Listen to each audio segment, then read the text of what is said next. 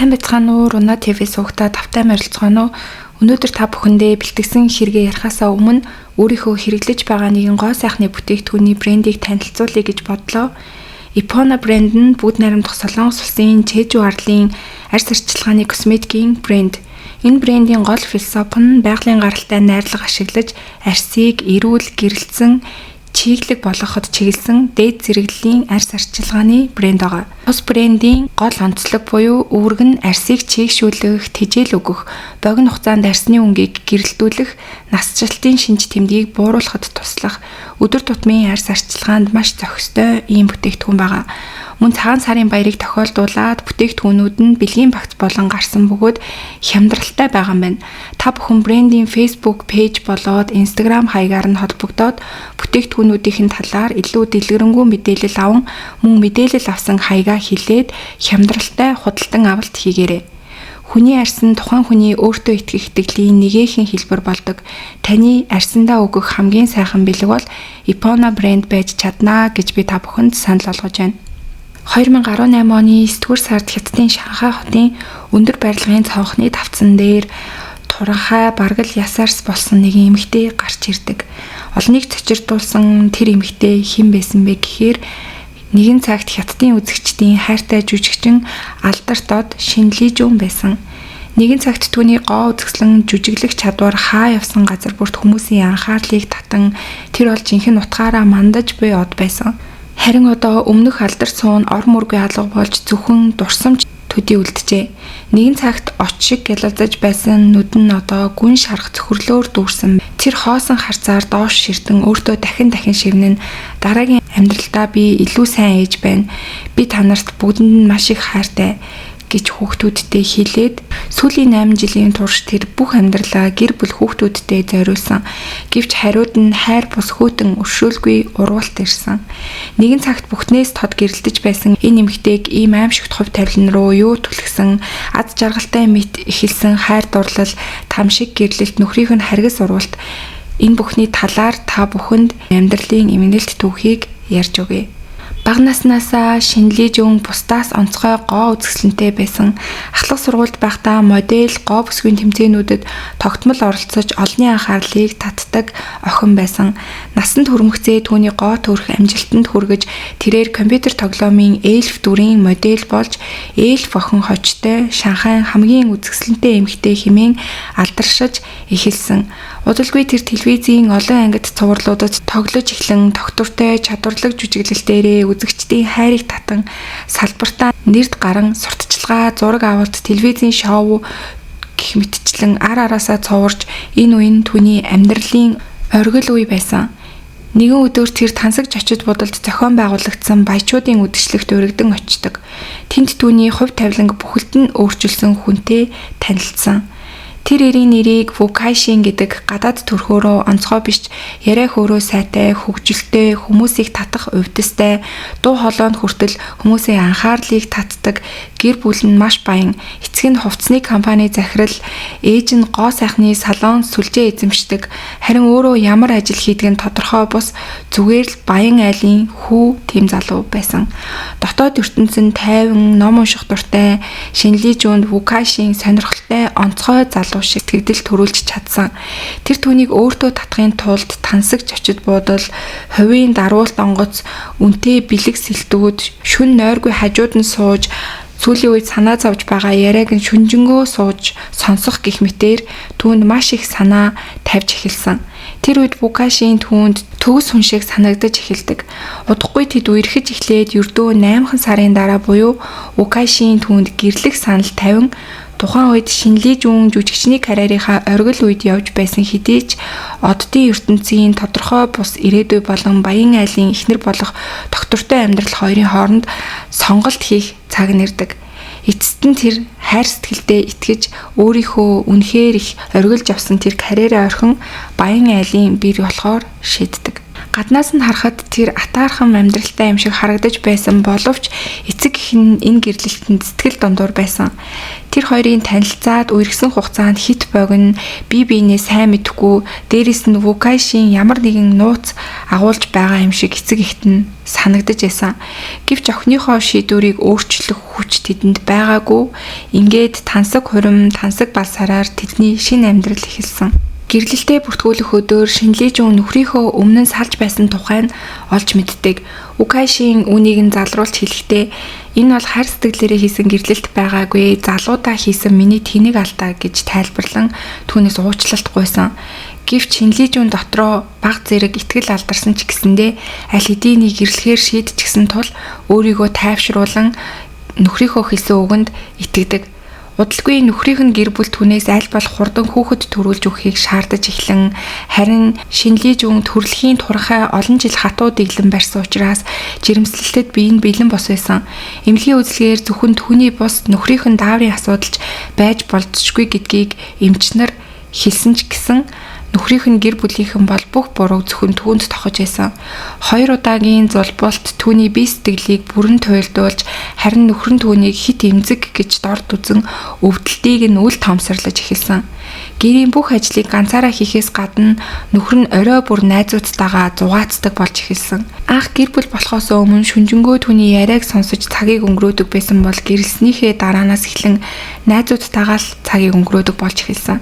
Эцэст нь тэр дахин жирэмсэлж чадсан ч биеийн туйлдаж ургаа хамгаалахын тулд 100 тариа өдөр бүр эм уух шаардлагатай болсон.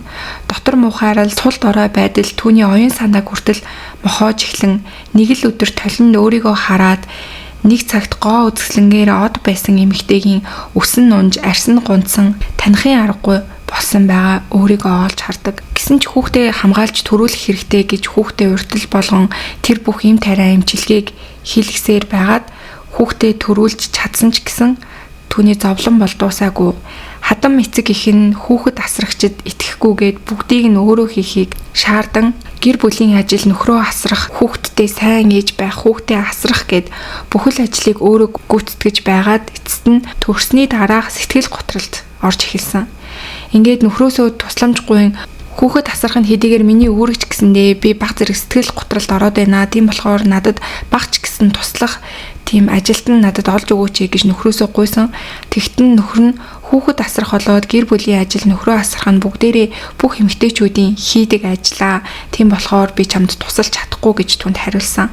Нэг удаа Шинлижүн хүүхэдтэй үнтэй гутал авч өгтөл нөхөр нь гэртээ суудаг та хоёр хаагур явна гэж ийм үнтэй гутал авч байгаа юм бэ гэж түүнийг маш их заянсан. Эхнэр хүүхдээсээ үнтэй гутал хармалсан ч гэсэндээ өөрөө бол тансаг үнтэй хамгийн сүүлд гарсан машин үнтэй утас брэнд гутал өмсөн бусад эмэгтэйчүүдтэй зугаацдаг болж эхэлсэн. Нэг шөнө бүр гадуур явж ирчгээд эхнэртэй чи ямар муухай үнэртэй юм бэ? Би эльф бурхан шиг ихнэр авсан гэж өөрийгөө бодсон юмсан. Гэтэл би хуурцсан байна гэж түүнд хэлж түүнийг доромжилж эхэлсэн. Энэ үг нь бол түүнд маш их сэтгэлийн шархыг өгж байсан. Удалгүй тэр өөр эмэгтэйчүүдтэй жинхэнэ харилцаа тогтоосон нь ихнэртэй баригдан Вукайшийн баригдсныхаа дараа бол эхлээд ихнэрээсээ сөгдөн уучлалт гуйж дахиж ингэж чиний итгэлийг алдахгүй гэж гуйсан. Тэгэд энд нь бол мэдээж ихнэр нь итгээд уучлсан ч гэсэндээ түүний урвалт араар тавилт бол үргэлжилсээр л байсан. Нэг өдөр хүүхэд нь өндөр халуурч нөхөрлүүгээ залгаад чи хурж ирээд бит хоёрыг эмнэлэгт хүргээд өгөөч хүүхэд чинь маш өндөр халуураад байна гэж хэлсэн чинь нөхөр нь зүгээр такси дуудаад яваа гэж хэлээд уцаа тасалчихдаг. Тэр мөчөд Шинлижүн энэ гэрлэлтийн найдвар бүр мөсөн үгүй болсныг ойлгож эхэлсэн. Хүү байдлаар амьдрал өрнөж байгаад Вукайшин нь Мааминиу гэдэг нууц амрагтай болж тэр нь Шинлижүнийг сошиал сүлжээнд бүр илт доромжилж хуурамч хаягаар гүтгэж эхэлдэг. Нүрэ будаагүй зурагныхан доор энэ гоо сайхан гэж үү гэж бичижсэн. Валентины баяраар нөхрөөсөө бэлгэнд авсан цүнхнийхэн доор нь яг адилхан цүнхний зураг тавиад хоёулаа адилхан цүнхтэй юм байна штэ арай хуваалцаж хэрэглээд байгаа юм шүдтэй хаахаа гэж комент хүртэл бичижсэн. Мөн жирэмсэн зурагныхан доор чамд жирэмслэхээс өөр хийж чаддаг зүйл гэж байна уу гэж бичижсэн. Тэгээ энэ үед болохоор Шинлижүн нөхрийнхөө нууц амргийг бичээд байна гэдгийг нь мэдсэн учраас нөхөртөө хэлээд иймэрхүү комент намайг доромжлохыг нь болиулж өгөөч гэж гуйхад нөхөр нь бол юусоо тоогоогүй. Тэгээ хадам ээжтэй хэлсэн чинь хадам ээж нь эр хүн өөр эмэгтэйтэй байх нь бол хэвийн үзэгдлээ гэд хүүгээ ол илт хамгаалсан. Ингээд бүр тэсгээ байсан шинэлээжүүн салъя гэж хэлсэн чинь нөхөр нь саллаа гэхэд хүүхдүүдээ чамд өгөхгүй, бүх зүйлээ би өөрөө аваад явнаа, эд хөрөнгө хүүхдүүд гих мэтчлэн чи зүгээр л юучгүй гудамжинд гарна гэж түүнийг сүрдүүлж эхэлсэн. Карьераа орхисон санхүүгийн бие даасан байдалгүй болсон түүний хувьд бол саллаа гэж бодоход хаашаа явхаач мэдэхгүй байсан. Удалгүй тэр хоёр дахь хүүхдээ тээж эхэлсэн. Биеийн бүрч муудсан, дахин 100 тариа хийлгсэн ч гэсэндээ охиноо төрүүлж чадсан. Гэвч охиноо төрүүлсний дараа шинжилгээгээр умайн хүзүүний хорт хавдрын эцсийн шатанд орсон байна гэсэн онш гарсан. Энэ өвчнийг тусах бас нэг шалтгаан бол бэлгийн замын вирус эдэг гэж эмчилсэн. Үүнийг сонсомогцоо нөхрийнх нь олон эмэгтэйтэй харилцаатай байсантай холбоотой байж магадгүй гэж юу нь бол хүмүүс дараа нь таамаглаж исэн. Гэвч нөхөр нь бол түүний өвчнийг тохиурхан чамайг өөрөөсөө төрүүлээд өгөхийг харах болжтэй гэж хэлсэн маа. Тэгээ энэ үгийг сонссон шинэлээжүүн бол үнэхээр сэтгэл санаагаар унж тэсхийн аргагүй болж нөхрөө яг энэ үгийг хэлснийхэн дараа алгадаж орхисон. Тэр үед бол хадам ээж нь хамт байж таарад шууд л хүүгээ өмөрч түүнд дахин санхүүгийн дэмжлэг үзүүлэхгүй гэж сүрдүүлсэн. Биеийг нь өвдөөл сэтгэлийн тамлал гутрал гэд бүгд нэг зэрэг түүн дээр дарамт болон ирж эцэст нь 2018 оны 9-р сард шинэлээжүүн өндөр барилгын дээр гараад цонхоор үсэрч амиа хорлон амнасаа алдсан байна. Түүний нас орохоосаа өмнө үлдсэн бичээсэнд хайрын төлөө өөрийгөө бүү золиослоорой, гэрлэлтийн төлөө бүхнийг тэсвэрлэх хэрэггүй. Зовлон чамд эцэст нь хизээч аз жаргал авчрахгүй гэж бичсэн байсан. Тэгээ энэ бичвэр нь бол олон нийтэд ил гараад хэсэг хугацаанд олон нийт уурлаж, нөхөр болон хадмын талыг нь маш ихээр буруутгаж байсан боловч цаг хугацаа өнгөрөн энэ хэрэг бол мартагдаж эхэлсэн. Энэ хэрэг мартагдаад Букашийн болоод түүний хадмын талынхан бол амьдарч байсан амьдралаараа үргэлжлүүлэн амьдарч эхэлсэн. Тэгээ энэ хэрэг дээр бол мэдээж хамгийн их сэтгэл санааны хохирол амссан хамгийн хэцүү байгаа хүмүүс бол мэдээж шинэлээжүүний гэр бүлийнхэн болоод түүний ээжийг алдсан 2 хүүхэд. Тэгээ түүнийг амнасаа алдсны дараа бол олон нийт хүүхдүүдэд бодоод тисэх ёстой байсан юм. Яаж юм жоохон хүүхдүүдэд үлдээгээд амиа хорлож чадаж байна гэж түүнийг буруутгах хүмүүс бас нэлээд их байсан. Тэгээ шинэлээжүүний хувьд бол гэрэлснээр карьераа орхиж санхүүгийн бие даасан байдлаа алдсан. Эхнэр бэр ээж гэсэн нэрийн дор өөрийнхөө жинхэнэ бие гэдгийг алдаж амьдэрсэн боловч нөхөр болоод хадмын таланд түүнд огт сайн хандаж байгаагүй. Нөхрийнх нь маш олон удаагийн араар тайвалт, хууралт, хадмын талаас ирж байгаа дарамтууд гэд энэ бүх зүйл бол мэдээж түүнд хүнд туссан ойлгомжтой. За тэгээд өнөөдрийн та бүхэнд бэлтгэсэн гонигтай түүх маань энэ төрөд өндөрлж гин. Тэгээд та бүхэн бас юу гэж бодож гин? Олон нийтийн хэлж байгаа арчлан 2 бяцхан хүүхдээ үлдээгээд амнасаа хорлож байгаа нь бол үнэхээр хувиа хичээсэн зүйл гэж бодож гин үү? Эсвэл үнэхээр сэтгэл готрал энэ бүх дарамтыг давж чадаагүйгээсээ болоод алдартай жүжигчин бүсгүйг амиа хорлсон гэж бодож гин үү? Яг өөрт төрж байгаа сэтгэлдлүүдээ бас комент хэсэгт бичээд би бинтэйгээ хуваалцаарай.